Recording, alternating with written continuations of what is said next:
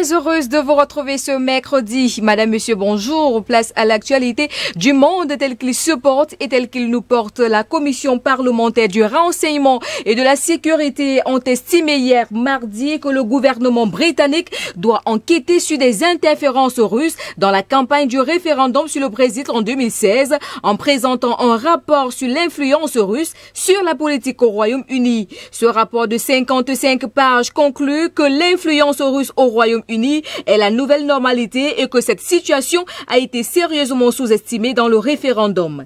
Les résultats de cette évaluation doivent être portés à la connaissance du public, a déclaré le député travailliste Kevin Jones, membre de la commission. Les députés de l'ISC ne sont pas parvenus à mettre en évidence des preuves d'interférence russe, que ce soit dans la campagne du référendum sur le Brexit ou celui sur l'indépendance de l'Écosse de 2014. Or, 55% des électeurs ont voté pour le maintien au sein du Royaume-Uni.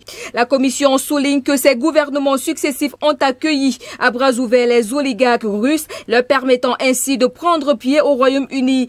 Cette publication intervient dans un climat orageux entre Londres et Moscou et pendant une visite dans la capitale britannique du secrétaire d'État américain Mike Pompeo.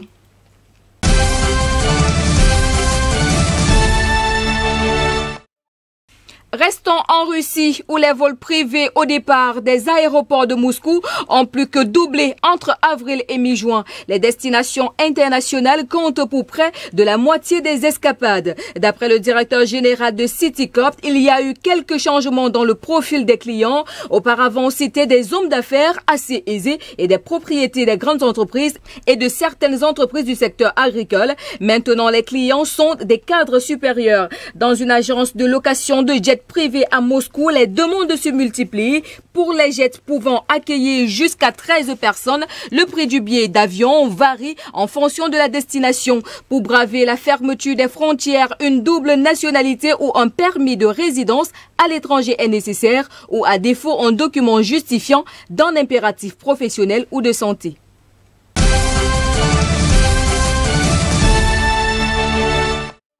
Et aux États-Unis, le président américain Donald Trump a donné hier mardi pour la première fois depuis fin avril une conférence de presse sur la pandémie de Covid-19.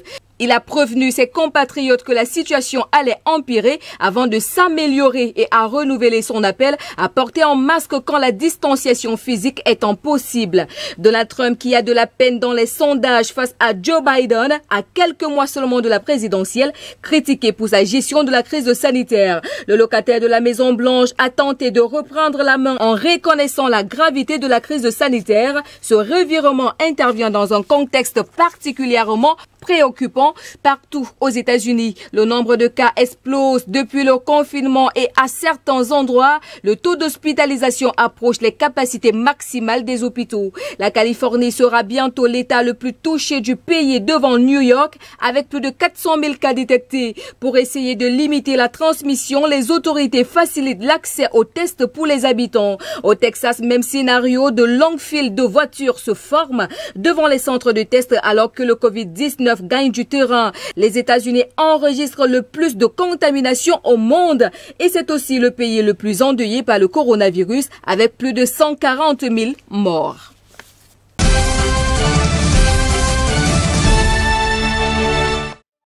La France pourra disposer de 40 milliards d'euros de subventions dans le cadre du plan de relance économique signé hier mardi par les 27 États membres de l'Union européenne. Ce plan de relance dont les grandes lignes ont été dévoilées lors du discours politique général du Premier ministre français Jean Castex sera présenté dans le détail lors du Conseil des ministres le 24 août prochain. Il comprendra notamment une enveloppe conséquente pour la transition écologique.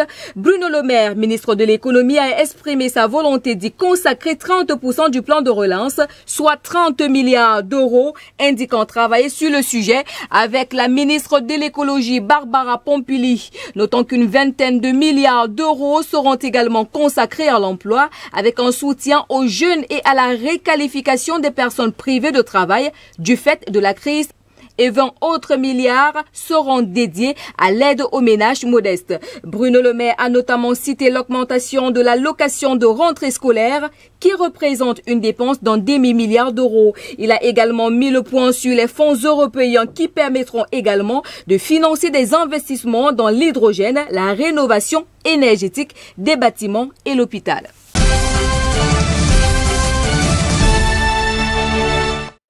Puis le Parlement européen va devoir se prononcer sur l'accord conclu à Bruxelles après 4 jours d'intenses tractations entre les chefs d'État et de gouvernement des 27. À l'arrivée, un plan de relance de 750 milliards d'euros composé pour partie de subventions 390 milliards et de prêts 360 milliards en plus d'un budget pluriannuel allant entre 2021 à 2027 qui prévoit une dotation de plus de 1000 milliards d'euros. Cet accord qualifié d'historique a pourtant mis en évidence des profondes divergences. L'accord fait également des perdants. Les budgets de plusieurs programmes européens sont ainsi rabotés pour la santé, la recherche et l'innovation ou pour aider les pays à faire face à la transition climatique. Le président du Parlement européen, David Sassoli, pourrait exiger que des moyens supplémentaires soient alloués à ces projets. L'autre enseignement de cet accord, c'est la dette partagée pour la première fois par l'ensemble des 27 pour financer le plan de relance de 750 milliards. Le Parlement européen se réunit ce jeudi en session plénière extraordinaire pour une première évaluation des conclusions du Conseil européen.